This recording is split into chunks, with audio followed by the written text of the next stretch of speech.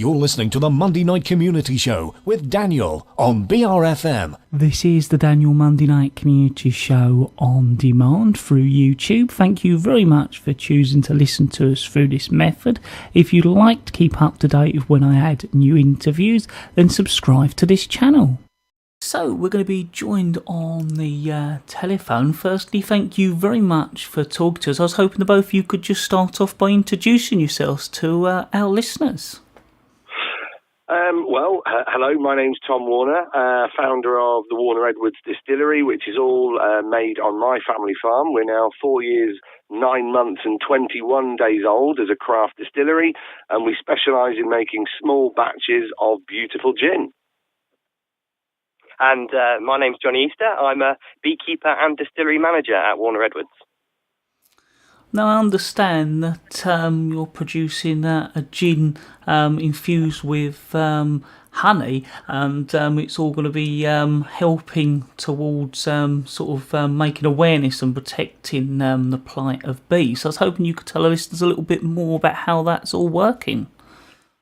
Well, yeah, the idea came, really was born from our botanical garden. My mum was a very keen gardener and a keen cook, and she inspired us to create the Warner Edwards Botanical Garden in her memory, actually. So lots of the plants she was growing in her borders at the gardens you could use as a botanical in gin. So we structured her gardens into actual raised beds of botanicals that we now use for the distillery. And our first product last year launched using those plants as a sort of a flavour palette to create lots of lovely aromas and sensations for gin lovers out there. And we gave birth to Melissa, our botanical garden gin. She's called Melissa after Melissa officinalis, the lemon balm plant. It's a fantastic herbal gin, but we wanted to follow that up this year. So we were playing around earlier this summer with honeysuckle, and then someone said, what about honey? And we said, well, that's a great idea, post-distillation. So at Warner Edwards, we don't use flavourings, we don't use synthetics. So we said, right, let's get beehives in at the farm. I phoned up the Northamptonshire Beekeepers Association, and they introduced me to the legend that sat next to me today, Mr. Jonny Easter. I like to call him Johnny Be Good. And Johnny sort of changed our world, really, opened our mind to these little rock stars. And Johnny's helped us build an apiary this summer. So how has Johnny helped you, and what's been involved? So, my background is in conservation, and so I come from a scientific background, and my interest is where business can work with conservation, and what Warner Edwards is doing with Honeybee Gin is absolutely fantastic in the fact of spreading the message of the importance of pollinators, but actually doing some active conservation in itself.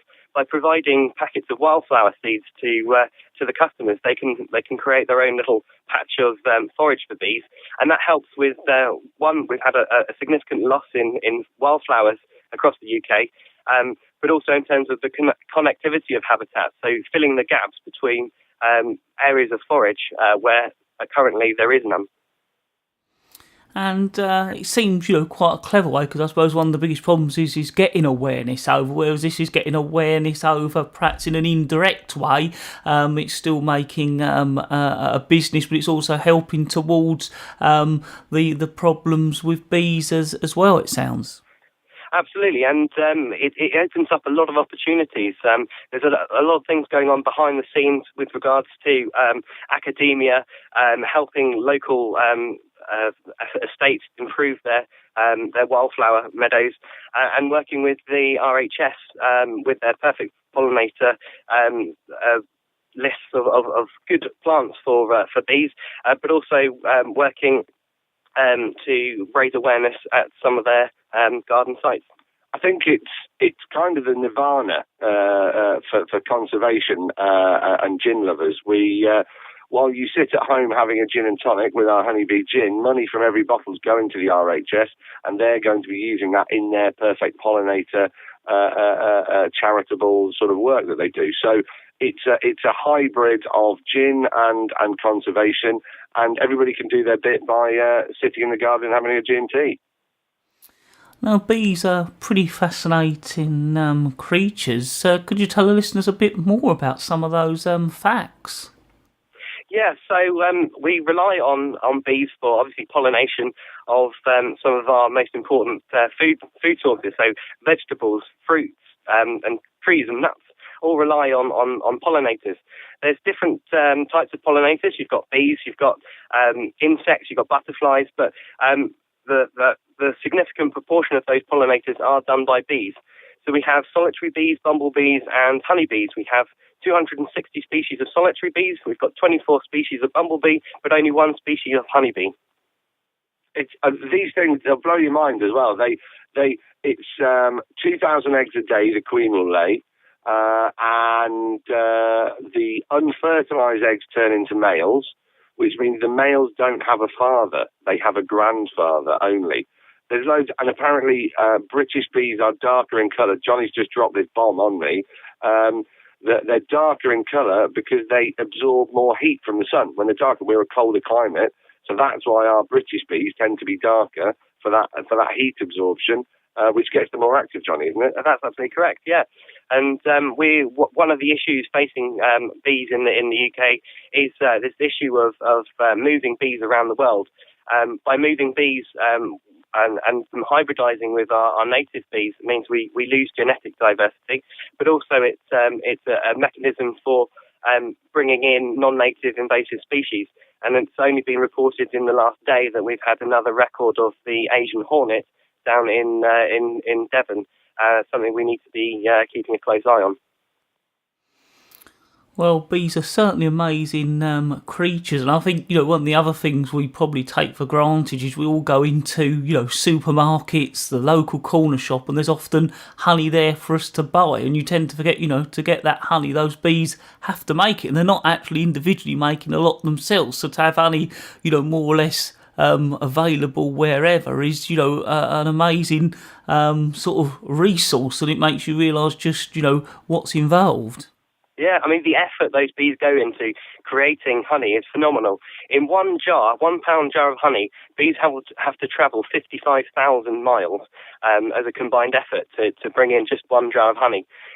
So, yeah, there's a lot that goes into it. And with the honeybee gin, in every bottle of honeybee gin, bees have to travel 2,500 miles just to put the honey in the gin. So yeah, we can't underestimate the effort that these little guys go to. And I think we have a responsibility to make sure that they're not hard done by. And where business is sort of taking a resource from nature, we should be making sure we safeguard those resources for the future. So you were talking about how, your gardens are, helping the bees, and that's going on to help make that honey for the gin. Is there many sort of particularly good plants even our listeners could grow in their gardens to help bees? Absolutely. It's important when you're providing food for bees is to make sure you've got all year round forage. So there'll be different plants for different times of the year. So early flowers such as crocus, but also tree species, hazel, anything with catkins, or things like willow as well. Early sources of pollen are really important because it's pollen and nectar that bees will require. Pollen being the protein and honey or nectar being the carbohydrate, the sugar. So it's important we give them a balanced diet too. And we actually got inspired by a lot of these flowers for the honeybee gin. So the actual botanicals we use in the gin, a large proportion of them are pollinator-friendly plants. So we've got blue cornflower, chamomile flowers, rose, lavender, hibiscus, and we've combined that so it doesn't get too soapy, because it can, when you go down a floral road, you can end up being a bit soapy. We combine that with grapefruit peel, fresh lime, quince, kew bed berries, and obviously the backbone of every gin on the planet, juniper and coriander. And you end up with this lovely floral, zesty gin that we put some of Johnny's fantastic honey into at the end of the distillation, and you end up with floral, zesty, slightly sweetened, and a little bit of honey in the back palate. It's a fantastic drink. And one of the most fascinating things I understand is that where the bees are based, affects the honey. Because I've caught a program once that was all about sort of London honey, for instance, is completely different to, beehives where the honey's collected, somewhere in the countryside and different parts of the country depending on the plants that are readily available. Yeah, that's correct. Bees will forage within 3 miles, and depends what forage is heavy in that area will flavour the honey. And it's not just geographically it changes; it changes seasonally as well. So the bees will start storing in the middle of the in the hive, and as the season progresses, each frame will change in flavour as different flowers come into flower. So it's you have quite a range of different flavours within honey itself. Was there anything else you'd like to cover or get over to our listeners, or any information on where they can find out more information?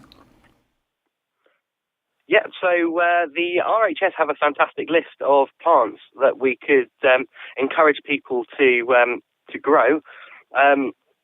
We can always look out when we're buying plants for the Perfect Pollinator logo, and select for plants that are rich in pollen and nectar. Also, in terms of what listeners can do to help bees is to have a look at your gardens. Is there a patch we can actually leave to grow a little bit wild? Things like clovers and dandelions are actually really good source of pollen and nectar for bees. So we can let our gardens go a little bit more wild. We'll do some good for nature. Also, use of pesticides as well. Only use pesticides where you really, really have to, and never spray directly onto open flowers as well. Well, I'd like to thank the both of you very much for taking the time out to talk to us here at BRFM Bridge Radio on the Daniel Monday Night Community Show. It really is appreciated. Pleasure, Daniel. Thank you. Fantastic. Thank you.